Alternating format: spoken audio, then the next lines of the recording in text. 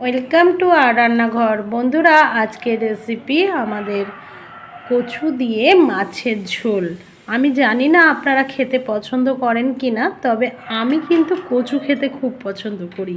কচু সেদ্ধ বলুন, কচু চিংড়ি বলুন, কচু মাছের ঝোল বলুন, কচু বেগুন বলুন, আমি সব কিছুতেই কচু পছন্দ করি। তো প্রথমে যেটা করলাম, রুই মাছের লবণ, হলুদ আর সর্ষের তেল দিয়ে ভালো করে ম্যারিনেট করে রেখে দিলাম 5 থেকে 7 মিনিটের জন্য। তারপর মাছগুলো আমাকে সর্ষের তেলে ভেজে নিতে হবে। এটা হয়তো আপনারা সবাই জানেন। সর্ষের তেল গরম হয়ে গেছে, এবার মাছগুলো ভেজে নেব। সেই জন্য মাছগুলো একে একে দিয়ে দিচ্ছি।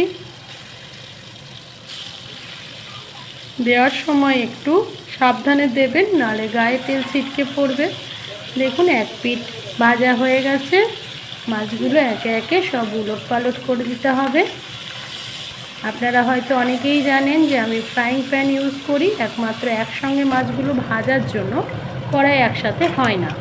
মাছ ভাজা হয়ে গেছে, একে একে মাছ ভাজাগুলো সব তুলে নেব।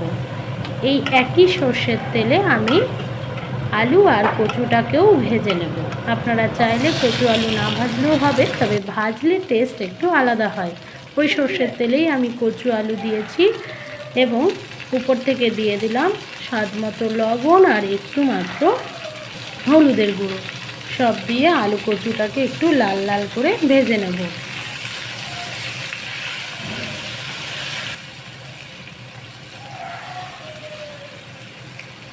আলু কচু লাল লাল করে ভাজা হয়ে গেছে। এবার আমি এই ফ্রাইং প্যান নয়, এবার কড়াইয়ে চলে যাব। এখানে আমি এক প্রকার আপনাদের সরি বলতে চাইছি, কারণ সর্ষের তেলে পেঁয়াজ দেওয়ার সময় আমার ভিডিওটা অফ ছিল, আমি বুঝতে পারিনি। যাই হোক, আমি বিশেষ কিছু নয়, সর্ষের তেলে পেঁয়াজ দিয়েছি, তার উপরে দিয়েছি কাঁচা লঙ্কা, লবণ স্বাদ মতো। দেওয়ার পর হালকা হালকা করে ভেজে নিয়েছি। দিয়েছি হলুদ গুঁড়ো 1 চামচ, আদা বাটা, রসুন বাটা এবং জিরে গুঁড়ো, এবং দিয়েছি পরিমাণ মতো জল। পেঁয়াজটা আপনারা দেখেই বুঝতে পাচ্ছেন যে পেঁয়াজটা কিন্তু আমি লাল করে ভাজিনি, কাঁচা কাঁচা পেঁয়াজই দিয়েছি। তারপর 2টো টমেটো বাটা দিয়েছি, আপনারা টমেটো গ্রেট করেও দিতে পারেন। টমেটো বাটা দেওয়ার পর মশলাটাকে খুব ভালো করে কষিয়ে নেব, তার জন্য ঢাকা দিয়ে দিলাম। মশলা কষানো প্রায় হয়ে গেছে, দেখুন একদম শুকিয়ে গেছে। এই মোমেন্টে আমি দিয়ে দেব যে ভাজা কচু আলু, সেই ভাজা কচু আলু আমি দিয়ে দেব। দেওয়ার পর একটু মশলার সাথে ভালো করে মিক্সড করে নেব কচু আলুটা। জল দিয়ে দিলাম পরিমাণ মতো।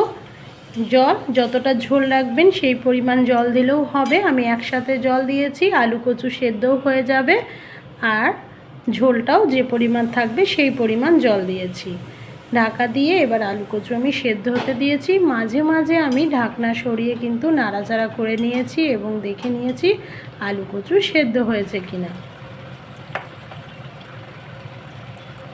দেখুন, আমার আলু কচু সেদ্ধ হয়ে গেছে। এবার যে ভাজা মাছগুলো, সেই মাছগুলো আমি দিয়ে দিলাম। আপনাদের যদি ঝোল একটু কম লাগে, আপনারা উপর থেকে জল দিতে পারেন। আমি আর জল দিইনি, এতেই আমার হয়ে গেছে। কারণ খুব বেশি ঝোল থাকলে খেতে ভালো লাগে না, একটু মাখো মাখো বেশি ভালো লাগে। এবং কচু যদি সেদ্ধ হয়ে যায়, তাহলে গরম ভাতে এই কচু আলু দিয়ে মাছ, সত্যিই বলছি, এক অপূর্ব স্বাদ নিয়ে আসবে আপনার সেদিনের খাবারে। দেখুন, হয়ে গেছে আমার আলু কচু সমস্ত কিছু সেদ্ধ হয়ে গেছে। এবার আমি ঢেলে নেব।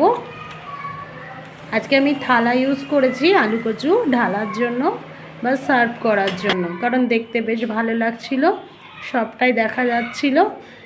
দেখুন, আমার আলু কচু রেডি। আপনারাও এইভাবে